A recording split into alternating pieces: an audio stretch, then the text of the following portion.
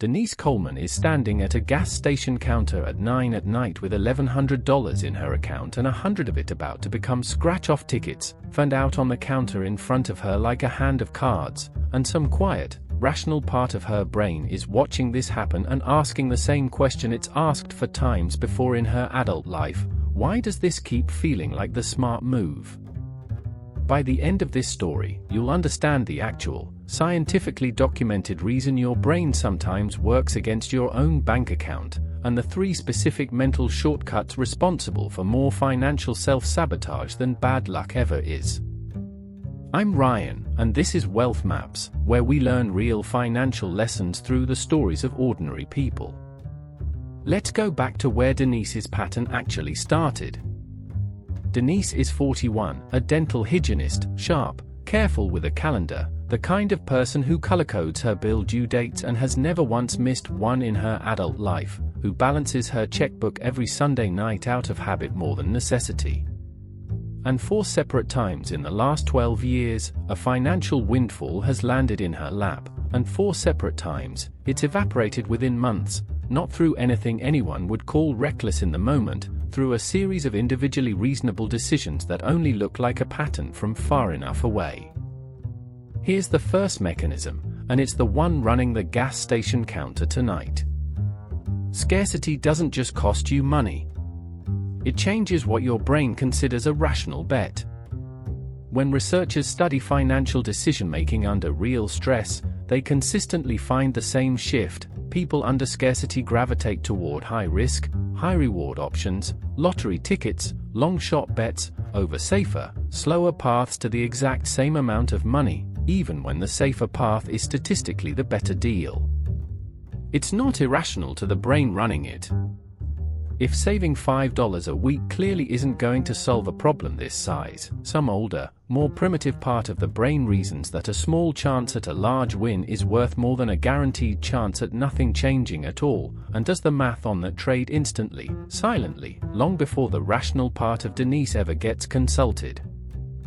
It's why lottery ticket sales rise, reliably, in exactly the zip codes carrying the heaviest financial strain, not because people there value money less carefully than anyone else, but because a small, steady gain can feel almost insulting when the hole it's meant to fill is this deep, and a long-shot swing at actually closing it starts to look like the only option on the table that isn't just slow, guaranteed defeat. Denise's $1,100 was rent, plus a little breathing room. The first breathing room she'd had in months. That breathing room is exactly what made the tickets feel logical instead of destructive. 12 years earlier, the pattern showed up differently. Denise inherited $6,000 from an aunt she'd been close to, enough to seriously dent her credit card debt if she'd put all of it there. She paid off $1,100 of it and spent the rest within 6 weeks, a couch she'd been eyeing for a year, a weekend trip to the coast, small things that each felt entirely reasonable at the time she bought them, each one a decision she could have defended out loud to anyone who asked. This is the second mechanism, and economists have a name for it: present bias, or hyperbolic discounting, the well-documented tendency to value a smaller reward available right now dramatically more than a larger reward available later, even when the math clearly favors waiting. It's why gyms overbook memberships and diet plans get abandoned in week 2. Denise's brain wasn't malfunctioning when it chose the couch over the debt. It was doing exactly what human brains have always done, weighing a reward you can feel today against one you can only imagine feeling months from now, and today, reliably, wins that fight unless something specifically interrupts it. Ask yourself, honestly, when was the last time you chose a smaller reward today over a larger one you'd have to wait for? Almost everyone has a recent example, something small enough to laugh about, a takeout order instead of cooking, a purchase you didn't need but wanted right now. Most people just don't clock it as the same mechanism running Denise's gas station trip, because the stakes feel so different. The mechanism underneath doesn't know the difference between $11 and $1,100. It just knows which reward is closer. 6 years ago, the pattern showed up a third way, and this is the one that actually cost Denise the most: both in dollars and in time she still doesn't fully talk about. She'd put $4,000 into a friend's small business, a boutique catering company that seemed, on paper, like a genuinely sound bet, good reviews, a growing client list, a friend who'd never once let her down before, an investment that started losing value within the first year anyway, the way even good bets sometimes do. Instead of cutting the loss, Denise put in another $2,000, then another $1,500, watching the business struggle further each time, telling herself each additional check was the one that would finally turn things around, the way a gambler tells themselves the next hand is the one that gets it all back. She held on for 2 more years past the point any outside observer would have called reasonable, because pulling out and accepting the loss felt, to her, unbearably different from simply not having gained anything in the first place, even though, mathematically, both outcomes cost her the exact same $6,500. That's loss aversion, the third mechanism, and it's the best documented of the 3, going back to research that eventually won a Nobel Prize. Behavioral economists have found, again and again, that a loss feels roughly twice as painful as an equivalent gain feels good. A dollar lost registers, emotionally, like $2 never earned. That asymmetry is why people hold falling stocks too long, keep paying for gym memberships they resent, stay in bad financial arrangements rather than formally closing the book on them, and, in Denise's case, kept writing checks to a catering company that was never going to recover, because closing the book means feeling the loss all at once, instead of letting it sit, unrealized, a little easier to avoid looking at directly for 1 more month. None of these 3 mechanisms, on their own, would have been the story of Denise's finances. Together, showing up at exactly the moments money landed in her hands, they were. Denise finally sat down with a financial therapist last spring, not because of the scratch-off ticket specifically, but because her sister, watching from the outside for over a decade, finally said the sentence Denise had never let herself hear out loud, at their mother's kitchen table on an ordinary Sunday: "You're not bad with money. Something happens to you the second you have some." Denise didn't argue. She'd been waiting, without realizing it, for someone else to say it first, so she wouldn't have to be the one who noticed it about herself. The therapist, a woman named Alicia who specialized in exactly this pattern, sat with Denise's list of 4 windfalls: inheritance, tax refund, a small work bonus, and now this one, laid out chronologically on a legal pad, and didn't treat any of it as a character flaw. Every one of these 3 responses kept a human being alive for most of our species' history, she told Denise, tapping the pad.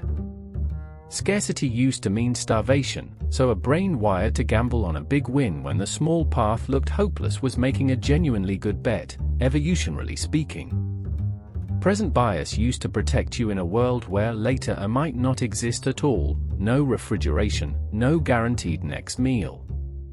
Loss aversion kept our ancestors from repeating a mistake that could have gotten them killed the first time. None of these are broken. They're just running ancient software on a modern bank account, and the software has no idea the rules changed. That reframe is the part Denise says actually moved something, more than any budgeting spreadsheet ever had, more than a decade of quietly telling herself to just try harder next time. She wasn't undisciplined. She was accurately running a survival program that no longer matched the actual danger in front of her, and no amount of willpower alone was ever going to out-argue a mechanism that old.